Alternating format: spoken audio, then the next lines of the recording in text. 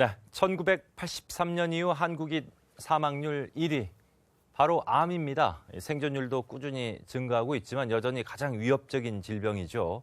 바로 어제죠. 3월 21일 암 예방의 날을 맞아 암 예방에 대한 관심이 더욱 고조되고 있는데 국내 암 현황, 암 예방법 무엇인지 국립암센터 국제암대학원 대학교 암관리 정책과 임민경 교수와 얘기 나눠보도록 하겠습니다. 안녕하십니까? 안녕하세요. 네네. 어제가 암 예방의 날이었는데 이 날짜 정해진 이유가 있다고 들었습니다. 네, 날짜 자체가 딱 의미가 있다라기보다는요. 세계보건기구에서 1차 예방으로 3분의 1, 조기 진단으로 3분의 1, 또 호스피스와 완화 의료로 3분의 1 암 예방 관리가 가능하겠다라고 이제 제시를 했고요.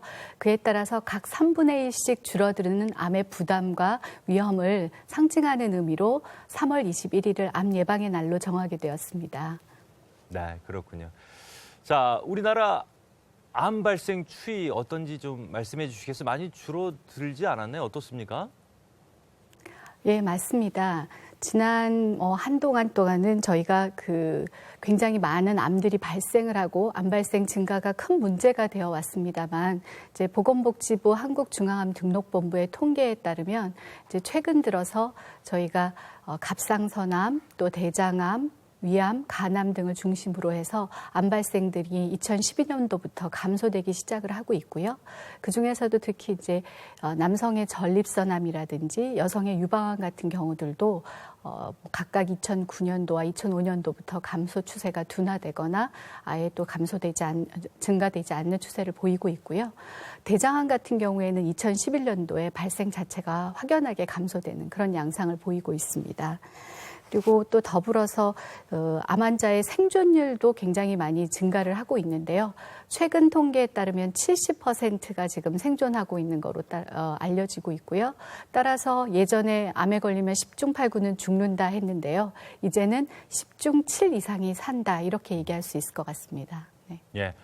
그러니까요. 요즘 이제 건강검진 하시다 보면 어디에 혹이 나왔다든지 용종이 발견됐다든지 그래서 제거했다 그런 얘기들 많이 듣고 있습니다. 이런 것들이 이제 네. 그만큼 암 발생률을 줄이고 이제 생존율도 높이는 그런 이유가 아닌가 싶은데 어떻습니까?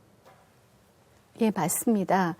이전에는 이제 인구들과 고령화가 되고 또 서구화된 식생활 습관 등 때문에 암 발생이 증가해 왔었는데요.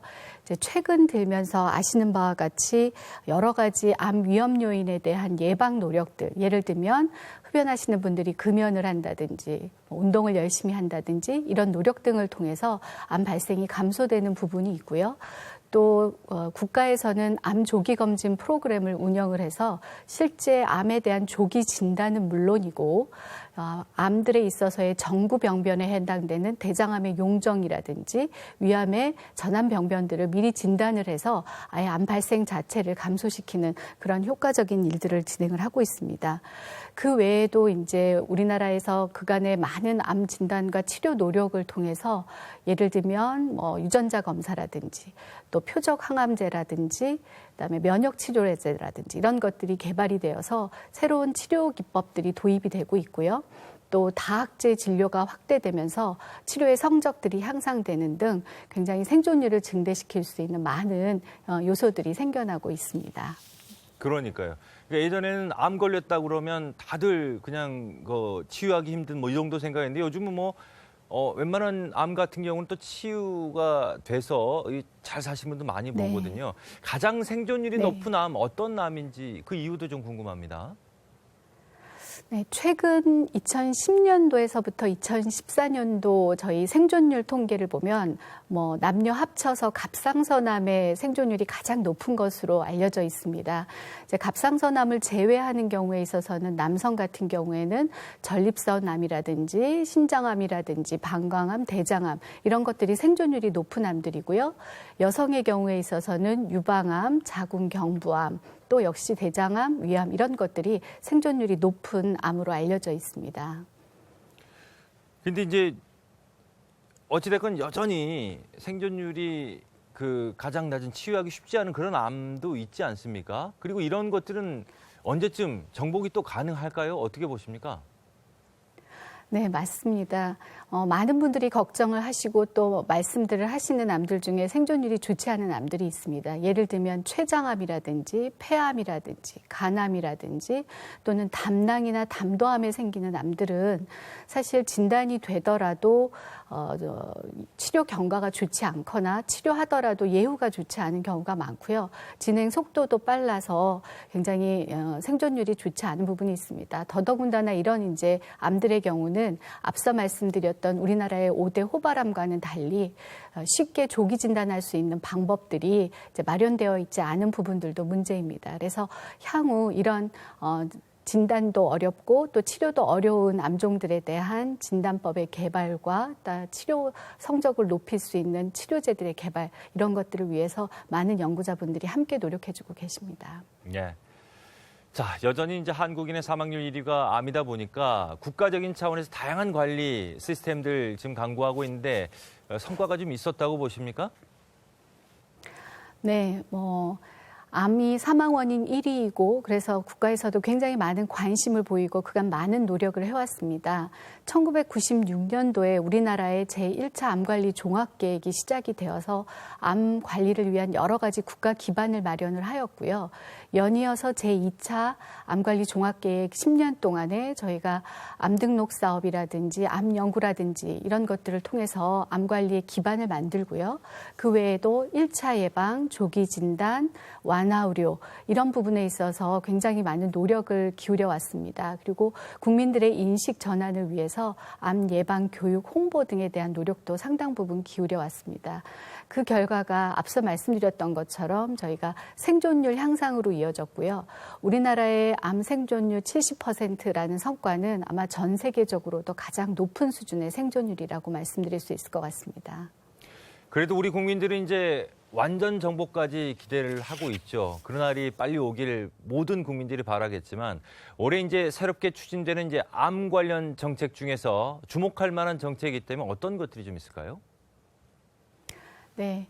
앞서 2기까지의 암관리 종합계획이 진행이 됐다고 말씀드렸고요. 작년 9월에 제3차 암관리 종합계획이 시작이 됐습니다. 그래서 그 3차 암관리 종합계획 부분에 있어서는 저희가 굉장히 많은 노력을 기울일 예정이고 그 안에서도 중점적으로 생각하고 있는 거는 이제 2014년 현재 거의 140만, 150만에 육박하고 있는 암 생존자들을 위한 여러 가지 이제 저희가 사업들을 구상을 하고 있습니다. 이제 그 중에서도 암 생존자들이 적정 치료 서비스를 제공받을 수 있고 또 사회로의 복귀라든지 일상생활의 관리 등이 잘 원활하게 이루어질 수 있도록 암 생존자의 통합지지센터 구축을 계획을 하고 있고요.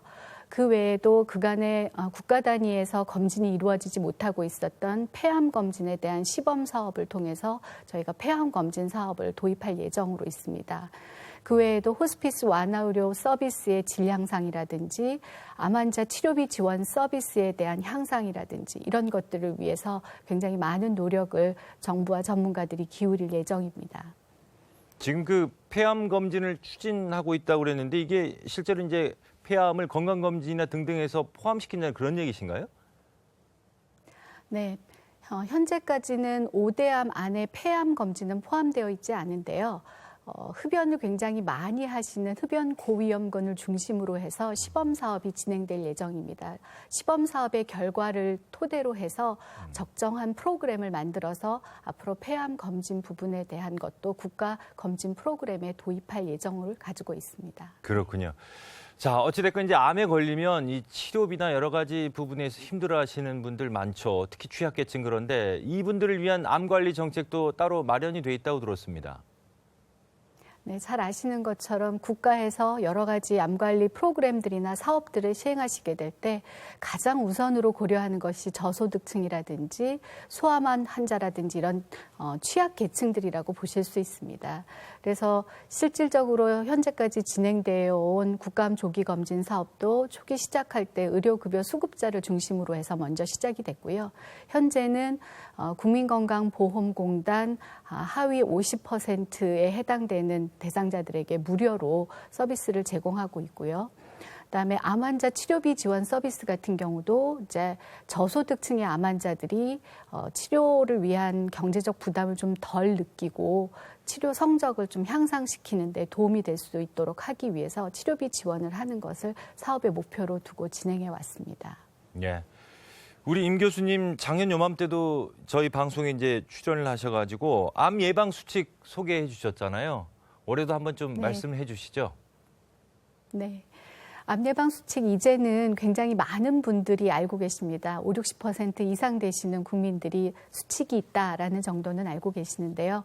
한번 제가 다시 되새겨보면 금연, 그다음에 건강 체중 유지하시는 거, 적정 신체 활동, 그다음에 건강한 식생활, 비형 간염하고 자궁경부암 백신 접종, 그리고 권고안에 따라서 암 검진 받기 이런 등의 수칙을 잘 지키신다면 암 예방 가능하시고요. 전체 암 발생과 사망의 70-80% 이상은 충분히 여러분들이 극복해 나가실 수 있을 거라고 생각을 합니다. 네, 저는 열심히 지키고 있습니다.